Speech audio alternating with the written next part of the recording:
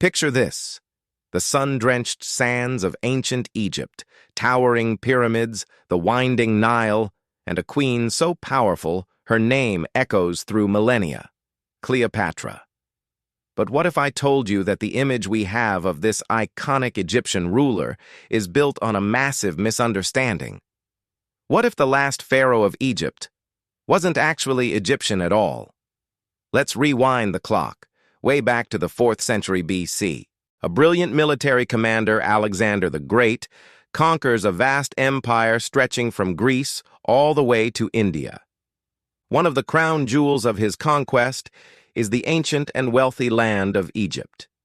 When Alexander dies suddenly, his massive empire is carved up among his top generals, and this is where our story truly begins.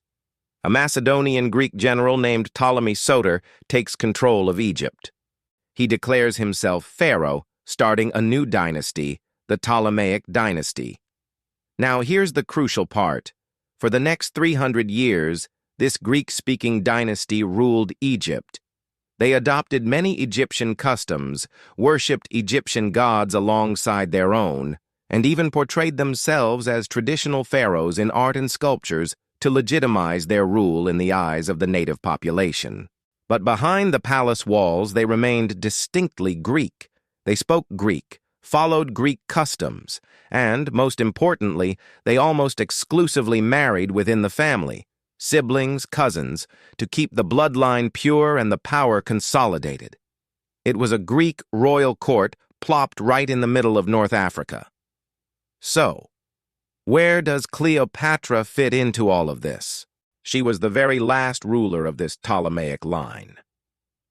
Born in 69 BC, Cleopatra VII was a direct descendant of that first general Ptolemy. Her native language wasn't Egyptian, it was Koine Greek, the common language of the Hellenistic world.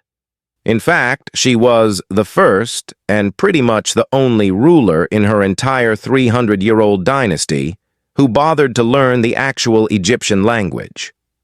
Think about that for a second. For 3 centuries, Egypt was ruled by foreigners who didn't even speak the language of the people they governed. Cleopatra's effort to learn Egyptian was a brilliant political move.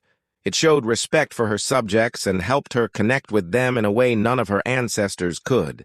It made her feel more like a true Egyptian queen in their eyes, which is probably why we so strongly associate her with Egypt today.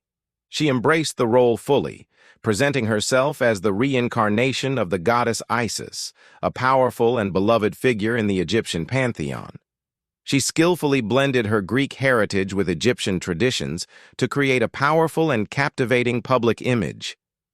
She was a master of political theater, a brilliant strategist and a charismatic leader who used her intelligence and charm to navigate the treacherous political waters of her time, famously forging alliances with Roman leaders like Julius Caesar and Mark Antony. So, while Cleopatra ruled from Egypt, presided over Egyptian culture, and even spoke the language, her roots, her bloodline, and her core identity were Macedonian Greek. She was a Greek queen on an Egyptian throne. It's a fascinating twist that complicates our image of one of history's most famous women, making her story even more complex and compelling. She wasn't just the last pharaoh, she was the final act of a long-running Greek drama played out on the grand stage of Egypt. It really makes you wonder how many other facts from history have a hidden story just waiting to be uncovered. Thanks so much for watching. If you found this as fascinating as I did, don't forget to hit that like button, subscribe for more historical deep dives, and ring that notification bell. See you in the next video.